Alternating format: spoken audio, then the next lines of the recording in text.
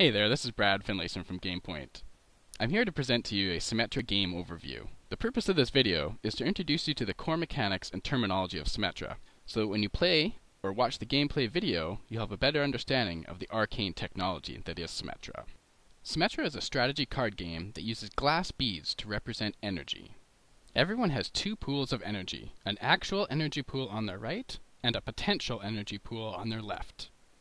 The actual energy pool is also the win condition, as whoever has the most energy in their actual energy pool at the end of the game wins. To gain actual energy, one must master the matrix of elements, emotions, and energies by using their card actions, card affinities, and card enmities. I'll now explain to you the parts of a card. At the top is the name of the card. There are 60 unique cards in Symetra. Below that are the affinities. The affinities are cards that this card has a positive, supportive relationship with. Below that are the enmities. The enmities are the cards that this card has a negative, oppositional relationship with. The affinities and enmities come into play when you first fuse a card into the matrix, which we'll talk about in a minute. Below the enmities is the card action, which is what the card does when you use it once it's fused into the matrix. The number to the bottom left of the card action is its cost. This is the amount of energy that's paid off of the card into the universal when you use the card action. The icon just below the name denotes the card type. There are three different card types in Symetra: elements, emotions, and energies. To help differentiate them further, each card type has a distinct background pattern as well. The icon below the type denotes the polarity of the card. There are three different polarities in Symetra: positive with a plus sign icon and a white background, negative with a minus sign icon and a black background, and neutral with a vertical line icon and a gray background. To set up Symetra, each player starts with 30 actual energy, 20 potential energy, and 3 cards in their hand. Symetra gameplay proceeds in cycles. Each cycle consists of 3 rounds, and each round consists of each player having 1 turn. So normally a player will fuse 3 cards from their hand into the matrix during the course of a cycle. At the start of each cycle, each player moves 3 energy from their actual energy pool into the universal energy pool. The universal energy pool acts like a pot and holds all the costs paid for cycles and for card actions, and many of the card actions also put energy there as well. At the end of the cycle, each player who has the most total energy on cards they control wins their energy from the universal back into their actual, whereas every other player loses their energy from the universal into their potential. To put it simply, there are 3 actions that you can do in Symetra: fuse a card, charge a card, and use a card action. The 2 player actions, fusing and charging a card, can only be used once and only during your turn. You can use each card action you control in the matrix once per round during your turn or as a reaction during other players' turns. A reaction is an action that is used after another action is announced but before it happens. The reaction happens first.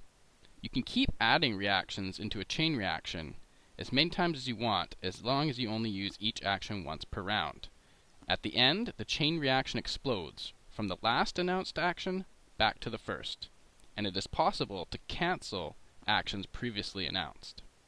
We're now going to show you an example of each of these 3 actions. To fuse a card into the matrix, select a card from your hand and place it face up in front of you. Check for reactions, and then fuse it into the matrix attached to at least one other card.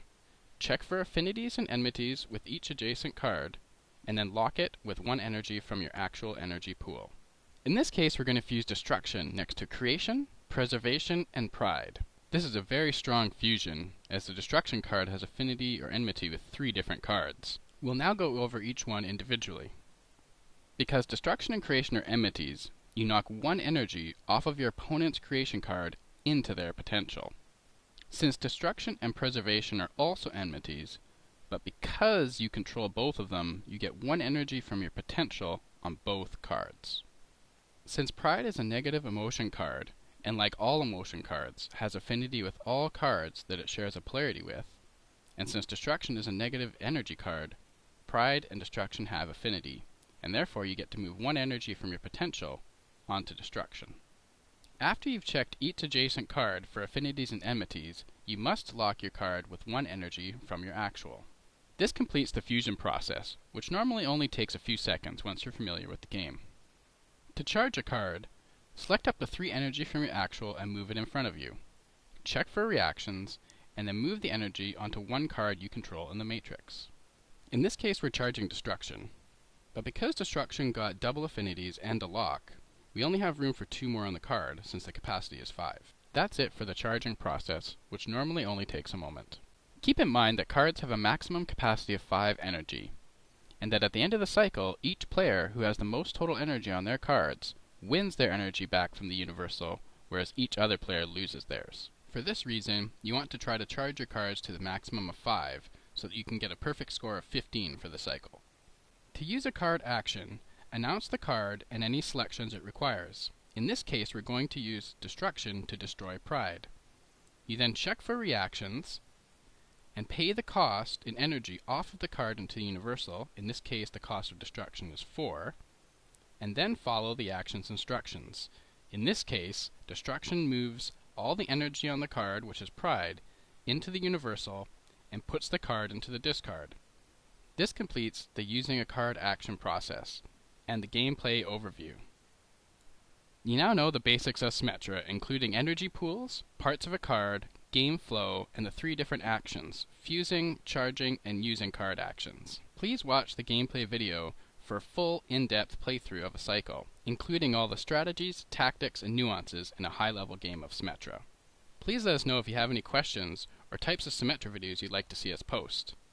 Thanks again for watching. This is Brad from GamePoint, and we'll see you in the Matrix soon to shape your fate.